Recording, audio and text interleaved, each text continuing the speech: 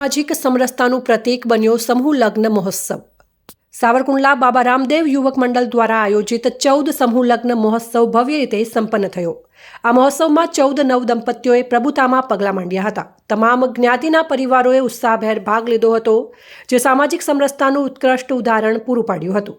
દરેક દીકરીને 50થી વધુ ઘર વપરાશની ચીજવસ્તુઓ કરિયાવરમાં આપવામાં આવી હતી, જે તમામ નવા જીવનની શરૂઆત માટે ખૂબ જ ઉપયોગી સાબિત થશે।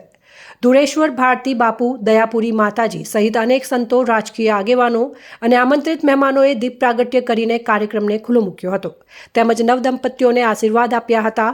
યુવા ભાગવત આચાર્ય વિજય દાદા, આરજાની, ગોલ્ડન દાદા અને સાથી ભૂદેવોએ શાસ્ત્રોક્ત વિધિથી લગ્ન સંપન્ન કરાવ્યા હતા। મસાપીર નાના જીજુડાના અધ્યક્ષ સ્થાને આ મહોત્સવ યોજાયો હતો।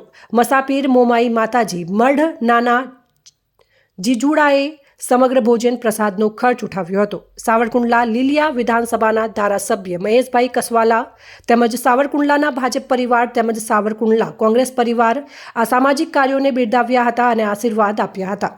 બાબા રામદેવ યુવક મંડળના જગદીશભાઈ ઠાકોર અને દિનેશભાઈ સુરાચંદાએ સમાજના સહયોગ બદલ આભાર વ્યક્ત કર્યો હતો। આશ્રમના મહંત પ્રેમપુરી બાપુએ સ્વયંસેવકોની મહેનતને બિરદાવી હતી અને આ સમૂહ લગ્ન ઉત્સવ સામાજિક સમરસતા અને માનવતાના મૂલ્યોને ઉજાગર કરતો એક યાદગાર પ્રસંગ બની ગયો હતો। રિપોર્ટર સંજય વાઘેલા, અમરેલી।